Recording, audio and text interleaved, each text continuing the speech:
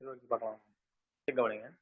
அடுத்து next topic வந்து principal of transmissibility of forces. அது என்ன அப்படின்னா force acting on a body, ஒரு பாடியில ஏதாவது ஒரு ஃபோர்ஸ் ஆக்ட் ஆகுது அப்படின்னா it may be assumed to be acting on all particles.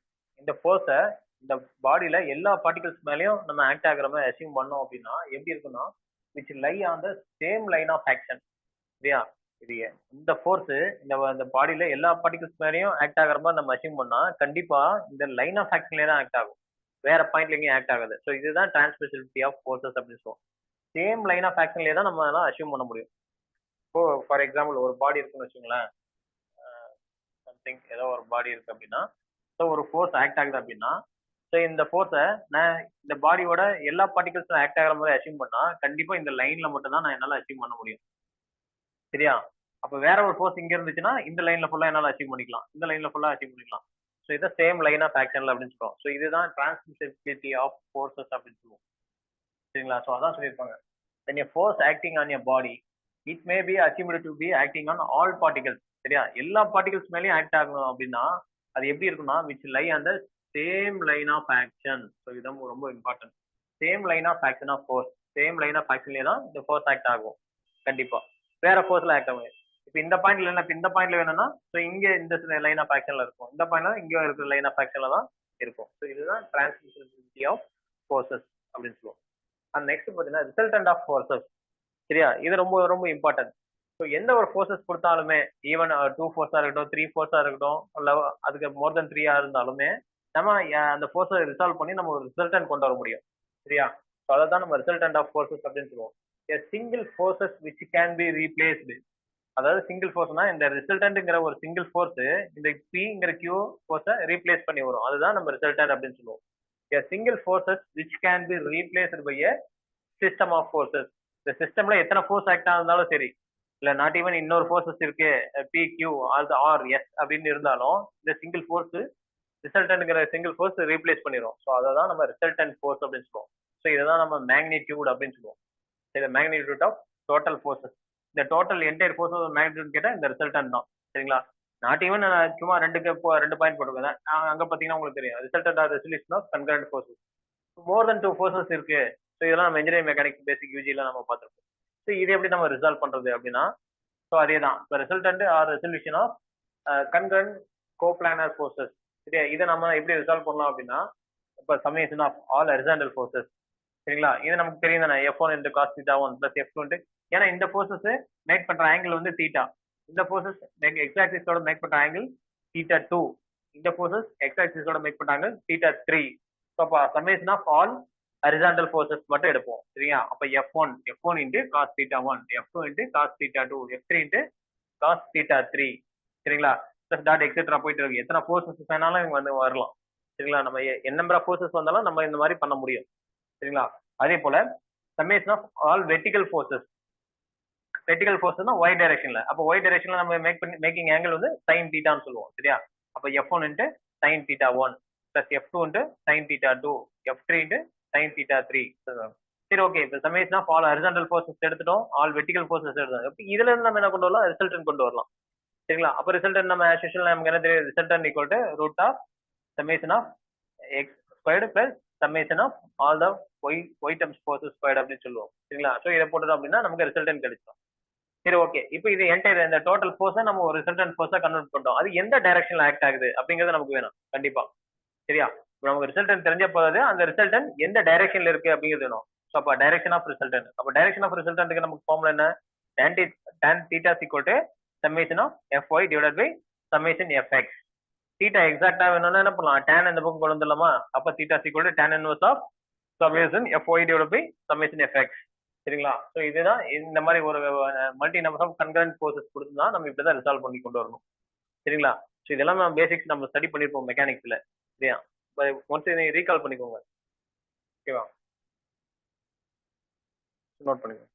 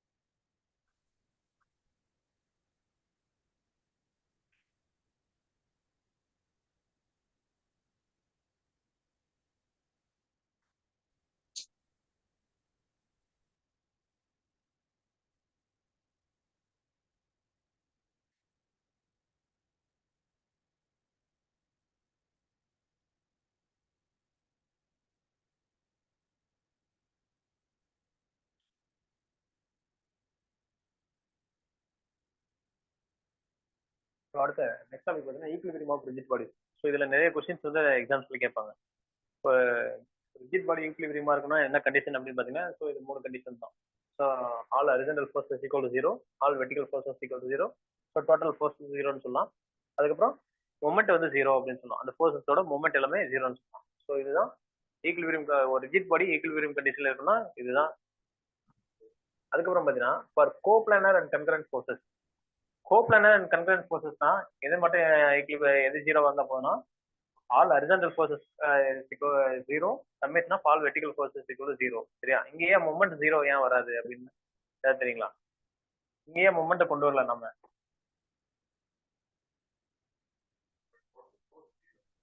Force 0, okay. இங்க ஃபோர்ஸ் 0 தான் இருக்கு, ஆனா மொமெண்ட் 0ன்னு போட்டிருக்கோம்ல. இங்க கன்கரண்ட் ஃபோர்ஸஸ்ல ஏன் மொமெண்ட் கொண்டு வரல அப்படின்னா, கன்கரண்ட் ஃபோர்ஸஸ்னா என்ன நமக்கு? So all forces acting on common point. So அந்த காமன் பாயிண்ட் இருக்கும்போது இந்த பாயிண்ட்டுக்கு மொமெண்ட் எடுக்க முடியுமா? இல்ல சேம் பாயிண்ட். அப்போ மொமெண்ட் அங்க தேவையில்லை. சரியா? ஏன்னா எல்லாமே சேம் பாயிண்ட்ல இருக்கு, அதனால அங்க நமக்கு மொமெண்ட் தேவையில்லை. சரியா? இதை நீங்க நல்லா நம்ம தெளிவா புரிஞ்சுக்கணும் இந்த விஷயத்த. ஏன்னா இது அடிக்கடி எக்ஸாம்ல இது கன்ஃபியூஸ் ஆகும். நம்ம என்ன பண்ணிடுவோம், நம்ம இந்த டேர்மை மட்டும் ஞாபகம் வச்சுட்டு எல்லாமே 0 அப்படின்ட்டு போயிடுவோம். எக்ஸுக்கு 0, ஒய் 0, மொமெண்ட் 0 அப்படின்னு போட்டு போயிடுவோம். அது கிடையாது. இப்போ கோப்ளானர் கன்கரண்ட் அப்படின்னா மொமெண்ட் மொமெண்ட் எடுக்க தேவையில்லை. ஏன்னா எல்லாமே காமன் பாயிண்ட்ல இருக்கு. காமன் பாயிண்ட்ல இருக்கிறதுனால அந்த இடத்துல நம்ம மொமெண்ட் எடுக்கணும்ட்டு தேவையில்லை. சரியா? ஸோ இந்த டேர்மை நல்லா ஞாபகம் வச்சுக்கணும். இதுவே கோப்ளானர் நான் கன்கரண்ட் ஃபோர்ஸஸ். ஸோ நான் கன்கரண்ட் ஃபோர்ஸஸ் அப்படிங்கிறது என்னது? ஸோ ஒரு பாடி அப்படி இருக்கு அப்படின்னா இங்க ஒரு ஃபோர்ஸ் ஆக்ட் ஆகும், இங்க ஒரு ஃபோர்ஸ் ஆக்ட் ஆகும், ஸோ இங்க ஒரு ஃபோர்ஸ் ஆக்ட் ஆகும். அப்போ நம்ம காமனா ஒரு பாயிண்ட் எடுக்கும் போது நம்ம என்ன பண்ணலாம், இந்த பாயிண்ட்டுக்கு ரிசால்வ் பண்ணும்போது டேக்கிங் மூமெண்ட் எடுப்போம். சரியா? எல்லாமே இந்த பாயிண்ட்டுக்கு மூமெண்ட் எடுப்போம். அப்போ கோப்ளானர் நான் கன்கரண்ட் ஃபோர்ஸஸ்னா தான் எக்ஸ் 0, ஒய் 0, மூமெண்ட்டும் 0. அண்டர்ஸ்டாண்ட் ஆகுதுங்களா? ஸோ இதை நம்ம தெளிவாக அடிக்கடி கொஸ்டின் ஃப்ரேம் பண்ணுவாங்க இதுல இருந்து. சரியா? ஈக்குலிபிரியம் ஆஃப் ரிஜிட் பாடிஸ் ரொம்ப இம்பார்ட்டன்ட். ரிஜிட் பாடிஸ் வந்து ஈக்குலிபிரியமா இருக்கணும்னாலே horizontal component 0, vertical component 0, total force 0, moment 0.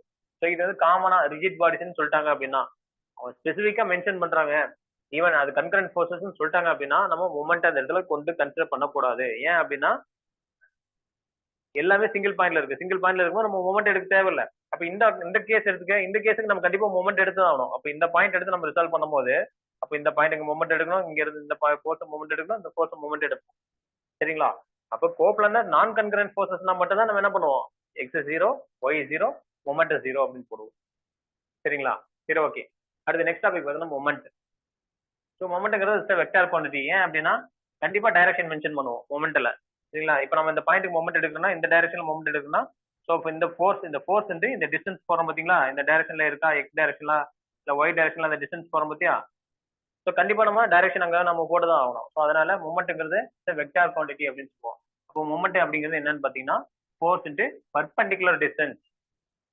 சரியா? ஒரு ஃபோர்ஸ்க்கு மொமெண்ட் எடுக்கிறோம்னா அதனுடைய பர்பெண்டிகுலர் டிஸ்டன்ஸ் தான் கன்சிடர் பண்ணணும். சரியா? மொமெண்ட்னாலே force into perpendicular distance. Force into distance நம்ம வெறுமனே சொல்லிடக்கூடாது, கண்டிப்பா பர்பெண்டிகுலர் டிஸ்டன்ஸா இருக்கும். சரியா? சரி, ஓகே. அப்போ மொமெண்ட்டை பேஸ் பண்ணி ரெண்டு தியரம் இருக்கு. ஒன்னு வந்து variance theorem and then principle of moment. Variance theorem என்ன சொல்றாங்கன்னா, algebraic sum of moment of two forces equal to moment of resultant of forces அப்படின்னு சொல்றாங்க. ஒரு ரெண்டு ஃபோர்ஸஸ்க்கு நீ சம்மேஷன் எடுத்துட்ட. சரியா? சம்மேஷன் எடுத்து மொமெண்ட் கண்டுபிடிச்ச, அது எதுக்கு ஈக்குவலா இருக்குன்னா அந்த ரெண்டு ஃபோர்ஸோட ரிசல்டன்ட்க்கு ஈக்குவலா இருக்கும். சரியா? ஸோ அது என்னது, variance theorem. So algebraic sum of moment of two forces equal to the moment of resultant of force. சரியா? ஒரு ரெண்டு ஃபோர்ஸஸ் இருக்கு. சரியா? ஸோ இங்க ஒரு ஃபோர்ஸ், இந்த ஃபோர்ஸ் இருக்கு. இந்த ஃபோர்ஸ்க்கு நான் என்ன பண்றேன்னா அல்ஜிபிரிக் சம் எடுக்கிறேன். சரியா? அல்ஜிபிரிக் சம்னா என்ன பண்ணுவோம், சம்மேஷன் எஃப் கண்டுபிடிப்போம். கண்டுபிடிச்சிட்டு அதுக்கு நான் மொமெண்ட் எடுத்தேன் அப்படின்னா இது ரெண்டுக்கும் எதுக்கு ஈக்குவலா, இது ரெண்டுக்கும் நான் மொமெண்ட் எடுக்கிறேன். சரியா? இது ரெண்டுக்கும் மொமெண்ட் எடுத்தா இது எனக்கு எதுக்கு ஈக்குவலா இருக்குன்னா இதோட ரிசல்டன்ட்க்கு ஈக்குவலா இருக்கும். புரியுதுங்களா? ஸோ அதான் வந்து வேரியன்ஸ் தியரம் சொல்லுது. Algebraic sum of moment of two forces equal to the moment of resultant of force. அந்த ஃபோர்ஸஸ்க்கு வந்து நீ சரி இந்த ரெண்டு ஃபோர்ஸஸோட ரிசல்டன்ட்க்கு மொமெண்ட் எடுத்தீங்கன்னா ரெண்டு ஈக்குவலா இருக்கும் அப்படிங்கிறது சொல்றாங்க. எஸ், ஆமா, கண்டிப்பா. இந்த ரெண்டு ஃபோர்ஸஸ்க்கு நீ மொமெண்ட் எடுக்கிறன்னா இந்த ரெண்டு ஃபோர்ஸஸ் ரிசல்டன்டோட மொமெண்ட்டும் சேமா தான் இருக்கும். புரியுதா? ஏன்னா நம்ம ரிசல்டன்ட்ங்கிறது என்ன, ரிசல்டன்ட்ங்கிறது நமக்கு ஒரு எக்ஸ்ட்ரா காம்போ இதெல்லாம் கிடையாது. இந்த ரெண்டு ஃபோர்ஸ் இப்போ இங்க F1ங்கிற ஒரு ஃபோர்ஸ் இருக்கு, F2ங்கிற ஒரு ஃபோர்ஸ் இருக்கு. இந்த ரெண்டு ஃபோர்ஸும் சேர்ந்து தான் என்னது நமக்கு ரிசல்டன் என்ன வரும்? F1 பிளஸ் F2 அந்த மாதிரி தான் வரும். சரியா? நான் சும்மா காமனா சொல்றேன். நமக்கு ரெண்டு ஃபோர்ஸும் சேர்ந்து தான் ரிசல்டன்ட். அப்ப ரிசல்டன்ட்ங்கிறது புதுசா ஒரு காம்பனன்ட்லாம் கிடையாது. இப்போ இந்த ரெண்டு ஃபோர்ஸையும் நான் சம் பண்ணி நான் இதுக்கு மூமெண்ட் எடுத்தேன்னா எனக்கு ரிசல்டன்ட்டுக்கு மூமெண்ட்டுக்கு ஈக்குவலா இருக்குன்னு சொல்றாங்க. ஸோ இது வந்து வேரியன்ஸ் தியரம். சரிங்களா? அதுக்கப்புறம் பாத்தீங்கன்னா செகண்ட் ஒன் வந்து principal of movement. Principle of movement அப்படிங்கிறது என்ன பார்த்தீங்கன்னா summation of all movements equal to zero. சரியா? நீ எந்த பாயிண்ட்க்கெல்லாம் மூவ்மெண்ட்ஸ் எடுத்தாலும் மூவ்மெண்ட் டோட்டல் மூவ்மெண்ட்ஸ் வந்து ஜீரோ வந்துச்சுன்னா அது வந்து பிரின்சிபல் ஆஃப் மூவ்மெண்ட் அப்படின்னு சொல்லுவோம். Algebraic sum of movements of all forces acting on the body is zero. சரியா? எல்லா ஃபோர்ஸுக்கும் மூவ்மெண்ட் எடுத்து அதை நீ ஆட் பண்ண அப்படின்னா ஜீரோ வரும். அப்படி வந்தா அது வந்து பிரின்சிபல் ஆஃப் மூவ்மெண்ட். சரியா? மூவ்மெண்ட்டை பேஸ் பண்ணி ரெண்டு தியரம் அது. ஒன்று வந்து வெரிகன்ஸ் தியரம், பிரின்சிபல் ஆஃப் மூவ்மெண்ட். இது என்ன பண்ணுவாங்கன்னா எக்ஸாம்ஸ்ல இந்த தியரம் அப்படியே கொடுத்துட்டு இது என்ன தியரம் அப்படின்னு கேட்டுருவாங்க. சரியா? வேரிகன்ஸ் தியரம், லாமிஸ் தியரம், பேரலோகிராம்லா, ட்ரையாங்குலர்லா அப்படின்னு கொடுத்துருவாங்க. இப்போ algebraic sum of movement of two forces is equal to the movement of resultant of the force it's called அப்படின்னு டேஷ் போட்டு கொடுத்துருவோம். அப்போ ஆப்ஷன்ல வேரிகன்ஸ் தியரம் அப்படின்னு இருக்கும். சரிங்களா? அதே போல தான் இந்த பிரின்சிபல் ஆஃப் மூவ்மெண்ட் தான் algebraic sum of movements of all forces acting on a body is zero. It's theorem states that என்னன்னு கேட்டுருவாங்க. இந்த தியரம் எதை ஸ்டேட் பண்ணுது அப்படின்னா பிரின்சிபல் ஆஃப் மூவ்மெண்ட் அப்படின்னு சொல்லுவாங்க. இல்லைன்னா பிரின்சிபல் ஆஃப் மூவ்மெண்ட்னு கேட்டுட்டு ஆப்ஷன்ல வந்து இந்த ஆப்ஷன் வைக்கலாம். இது summation M equal to zero, summation F equal to zero, summation FX FO equal to zero அப்படின்னு கொடுத்துருவாங்க. ஸோ இந்த ஸ்டேட்மெண்ட் எல்லாம் ஒவ்வொன்றும் இம்பார்ட்டன்ட். இதெல்லாம் ஒவ்வொன்றுலையும் நம்ம கொஸ்டின் ஃப்ரேம் பண்ணலாம். சரியா? ஸோ அதுக்காக தான் ஒவ்வொரு ஸ்டேட்மெண்ட்டும் நம்ம எலாபரேட்டா பார்த்துட்டு இருக்கோம். ஓகேவா?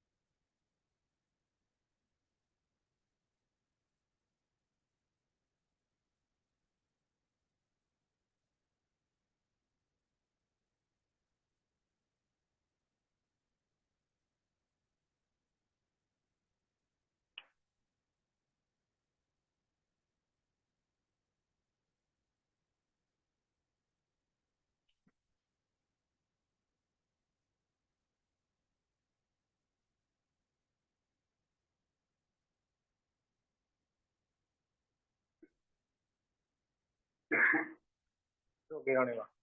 அடுத்த நெக்ஸ்ட் டாபிக் பார்த்தீங்கன்னா சென்ட்ராய்டு. இது ரொம்ப இம்பார்ட்டன்டான டாபிக். இதுக்கப்புறம் நம்ம கொஞ்சம் ஃபுல்லா டெப்தா நம்ம ப்ராப்ளம் இருக்கு. இது வரைக்கும் கொஞ்சம் பேசிக்ஸ் தியரம்ஸ் என்ன அதெல்லாம் ஃபண்டமெண்டல்ஸ்லாம் கொஞ்சம் பார்த்தோம்னா இதுக்கப்புறம் கொஞ்சம் டெப்தா உள்ள போகும். சரிங்களா? சென்ட்ராய்டு. சென்ட்ராய்டு வந்து it's point at which the total area of the plane figure assumed to be concentrated. சரிங்களா? ஒரு ஆப்ஜெக்ட்டோட ஒரு சென்ட்ராய்டு வேணும்னா அதோட என்டையர் ஏரியாவும் ஒரு பாயிண்ட்ல கான்சென்ட்ரேட் பண்றோம் பார்த்தீங்களா? அது மைய புள்ளின்னு சொல்றாங்களா? ஸோ அதுதான் சென்ட்ராய்டு. ஸோ இந்த போர்டோட என்டையர் ஒரு சென்டர் பாயிண்ட்ல நம்ம மார்க் பண்ணிக்கலாம். ஸோ இந்த இடம் அப்படின்னு சொல்லலாம். இதான் வந்து சென்ட்ராய்டு அப்படின்னு. The point at which the total area of plane figure assumed to be concentrated. இதான் ஒரு பாயிண்ட்ல வச்சு நம்ம அதை சென்டர் பண்றதுதான் சென்ட்ராய்டு அப்படின்னு சொல்லுவோம். ஒரு மையம் வைக்கிறது. சரிங்களா? அதுக்கப்புறம் சென்டர் ஆஃப் கிராவிட்டி. சரியா? சென்டர் ஆஃப் கிராவிட்டி அப்படிங்கிறது என்ன பார்த்தீங்கன்னா the resultant of all parallel gravitational forces irrespective of the position of body. சரியா? அதாவது பொசிஷன் பத்தி நமக்கு அங்க அவசியமே இல்லை. சரிங்களா? பேரலா இருக்கக்கூடிய எல்லா கிராவிடேஷனல் ஃபோர்ஸஸோட ரிசல்டன்ட் தான் சிஜின்னு சொல்லுவோம். சென்டர் ஆஃப் கிராவிட்டின்னு சொல்லுவோம். சரிங்களா? சென்ட்ராய்டு வேற, சென்டர் ஆஃப் கிராவிட்டி வேற. சரியா? சென்ட்ராய்டுங்கிறது எல்லாமே பொசிஷனை பேஸ் பண்ணி இருக்கும். ஆனா சென்டர் ஆஃப் கிராவிட்டிங்கிறது வந்து irrespective ஆஃப் பொசிஷன். நமக்கு பொசிஷன் அவசியம் இல்லை. எல்லா பேரல் கிராவிடேஷனல் ஃபோர்ஸஸோட ரிசல்டன்ட் எடுத்தீங்க அப்படின்னா அது எந்த இடத்துல அந்த ரிசல்டன்ட் ஆக்ட் ஆகுதோ ஸோ அதுதான் சிஜி அப்படின்னு சொல்லுவோம். சரியா? ஒரு irregular ஷேப் இருக்கு. அந்த irregular ஷேப் வச்சுட்டு அதனுடைய பேரல் கிராவிடேஷனல் ஃபோர்ஸஸ் எல்லாத்தையும் நம்ம சால்வ் பண்ணோம் அப்படின்னா நமக்கு ரிசல்டன்ட் கிடைக்கும். அந்த ரிசல்டன்ட் தான் நமக்கு வந்து சிஜி அப்படின்னு சொல்லுவோம். சரியா? ஆனா சென்ட்ராய்டு அப்படி கிடையாது. சென்ட்ராய்டுங்கிறது ஒரு ரெகுலர் ஏரியால அதனுடைய சென்டரை வந்து நம்ம கான்சென்ட்ரேட் பண்றது. ஏதாவது ஒரு பாயிண்ட்ல கான்சென்ட்ரேட் பண்றதும் சென்ட்ராய்டு. சென்ட்ராய்டுக்கும் சென்டர் ஆஃப் கிராவிட்டிக்கும் வித்தியாசம் தெரிஞ்சுக்கணும். சென்டர் ஆஃப் கிராவிட்டிக்கு பொசிஷன் நமக்கு தேவை கிடையாது. அது எந்த பொசிஷன் ஈவன் ரெகுலரா இருக்கலாம், இர்ரெகுலரா இருக்கலாம், என்ன வேணாலும் இருக்கலாம். பட் என்ன இருக்கணும்? Resultant of all parallel gravitational force. Gravitational force எப்படி இருக்கும்? Towards down. சரியா? அந்த பேரலா இருக்க எல்லா கிராவிடேஷனல் ஃபோர்ஸோட ரிசல்டன்ட் எடுத்தோம் அப்படின்னா அந்த ரிசல்டன்ட் எங்க ஆக்ட் ஆகுதோ அதுதான் நமக்கு சிஜி அப்படின்னு சொல்லுவோம். சரிங்களா? சிஜிக்கும் நமக்கு சென்ட்ராய்டுக்கும் டிஃபரன்ஸ் நல்லா தெரிஞ்சுக்கணும். சிஜிங்கிறது நமக்கு பொசிஷன் வந்து தேவையில்லை. நம்ம எந்த ஆப்ஜெக்ட் கொடுத்தாலும் நமக்கு அதுக்கு நம்ம சிஜி சொல்லிடலாம். சரியா?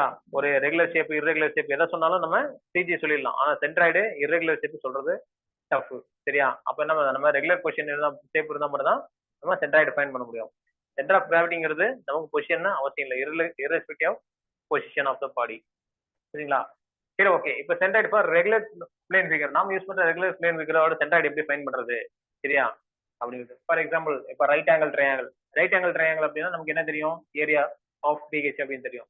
நம்ம சென்ட்ராய்டுங்கிறது ரெண்டு ஆக்சிஸ்ல இருக்கலாம். ஒன்னு with respect to x axis and with respect to y axis அப்படின்னு நம்ம சென்ட்ராய்டு ஃபைண்ட் பண்ணுவோம். சரிங்களா? இப்போ எக்ஸ் ஆக்சிஸ் நம்ம பேஸ் பண்ணி நம்ம சென்ட்ராய்டு பாயிண்ட் அவுட் பண்ணோம் அப்படின்னா இந்த இடத்துல பாயிண்ட் பண்ணுவோம். சரிங்களா? அப்போ இதனுடைய இது என்னன்னா சென்ட்ராய்டு b/3 அப்படின்னு சொல்லுவோம்.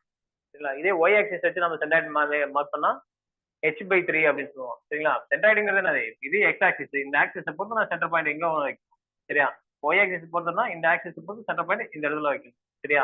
இதுதான் நம்ம சென்ட்ராய்டு அப்படின்னு சொல்லுவோம். ஆக்சிஸை பொறுத்து நமக்கு என்ன பொசிஷன் மாறும், சென்ட்ராய்டோட பொசிஷன் மாறும்.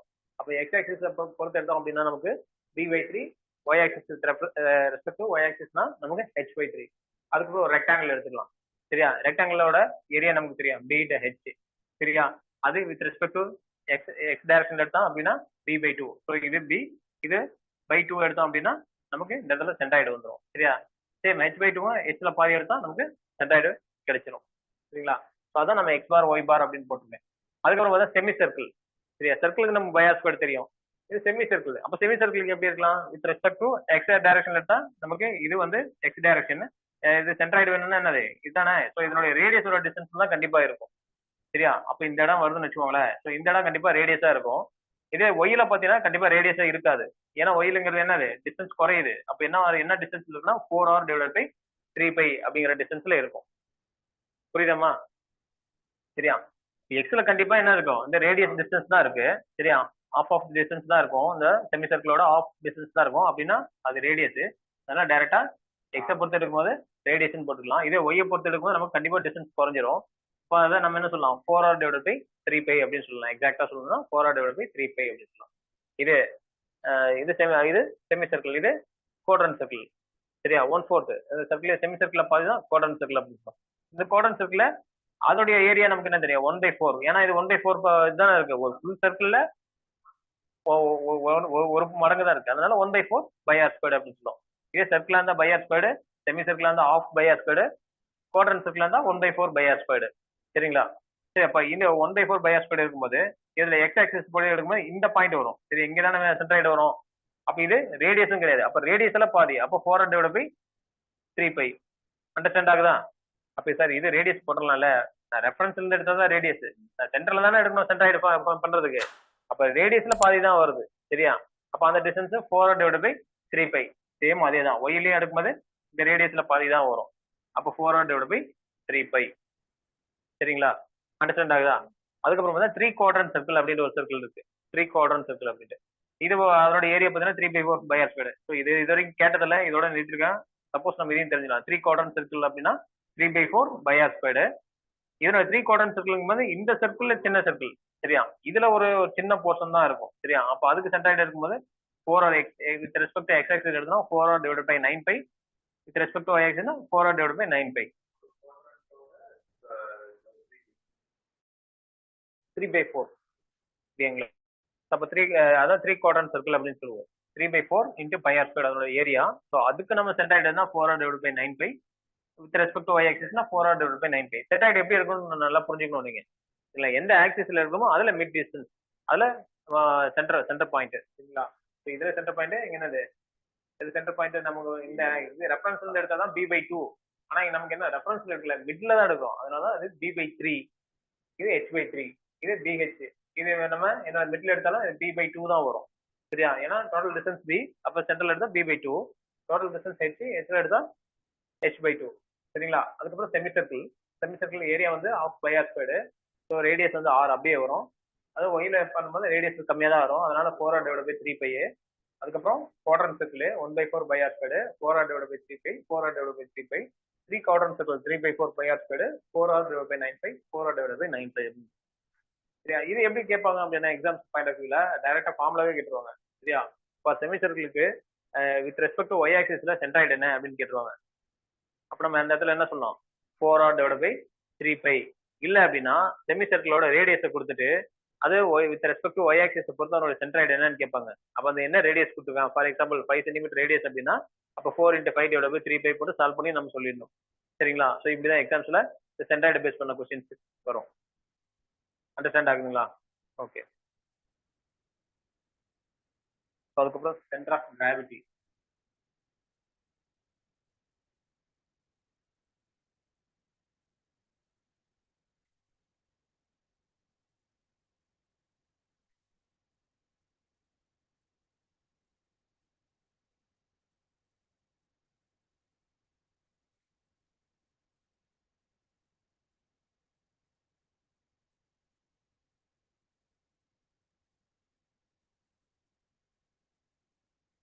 So centre of gravity already நம்ம யூஜிலேயே நம்ம ஃபைன் பண்ணியிருப்போம். எப்படி ஒரு ஆப்ஜெக்ட் சென்டர் ஆஃப் கிராவிட்டி கண்டுபிடிக்கிறது, எக்ஸ் பார் ஒய் பார் அப்படின்னு நம்ம போட்டிருப்போம். அதாவது எக்ஸ் பார், அதாவது ரெஸ்பெக்ட் எக்ஸ் ஆக்சிஸ் ரெஃபரன்ஸ் எடுக்கணும் அப்படின்னா நம்ம என்ன பண்ணியிருப்போம், a1 × x1 plus a2 × x2 divided by a1 plus a2. ஞாபகம் இருக்குங்களா? ஐ செக்ஷன், சி செக்ஷன், இந்த மாதிரி சேனல் செக்ஷன் கொடுத்துட்டு சிஜி கண்டுபிடிங்க அப்படின்ட்டு நமக்கு பிக் கொஸ்டின்ல கேட்டிருப்பாங்க. சரிங்களா? ஞாபகம் வரலையா?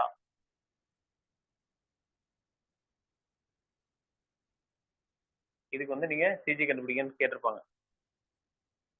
சரிங்களா? இந்த மாதிரி ஒரு செக்ஷன் கொடுத்துருவாங்க. ஸோ இதனுடைய பிரெத் கொடுத்துருப்பாங்க, இதனுடைய டெப்த்து, ஸோ இதனுடைய பிரெத்து, ஸோ இதனுடைய டெப்த்து கொடுத்துட்டு நீங்க சிஜி கண்டுபிடிங்க அப்படின்னு சொல்லியிருப்பாங்க. சின்ன கிளாஸ்ல நம்ம பார்த்துருப்போம். ஸோ அதே தான் இங்கே, அது சென்டர் ஆஃப் கிராவிட்டி. அப்போ நம்ம இதை நம்ம கால்குலேட் பண்ணும்போது நமக்கு ஏதாவது ஒரு பாயிண்ட்ல இரஸ்பெக்டிவ் ஆஃப் பொசிஷன் சொல்லணும்ல நம்ம. அப்போ இரஸ்பெக்டிவ் ஆஃப் பொசிஷன் அப்படின்னா நமக்கு மேபி இந்த இடத்துல எங்கேயாவது வரும் சிஜி. ஓகேங்களா? ஸோ அதுக்கு தான் அந்த ஃபார்முலாஸ் நம்ம போகிறோம். சிஜி கொடுத்துட்டாங்க எப்படி, at same time with respect to y axis அப்படின்னா a1 y1 plus a2 y2 divided by a1 plus a2. இந்த a1 a2 என்னன்னு தெரியுதா? a1 a2 எதுவும் டவுட் இல்லையே, நம்ம செக்ஷன் போட்டோம்ல. ஸோ இந்த செக்ஷனோட ஏரியா தான் a1. ஸோ இந்த செக்ஷனோட ஏரியா a2. ஸோ இதான் a1 a2 நான் போட்டிருக்கேன். இங்க a1 a2 என்னன்னு தெரியலையேன்னு கன்ஃபியூஸ் ஆகாதீங்க. இதுதான் a1 a2.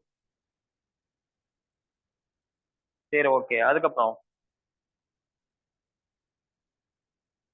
இந்த மாதிரி ஒரு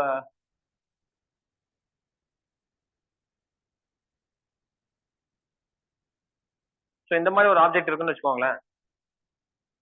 ஸோ சின்னதா நம்ம ஒரு கட் அவுட் பண்ணிட்டாங்க இதுல.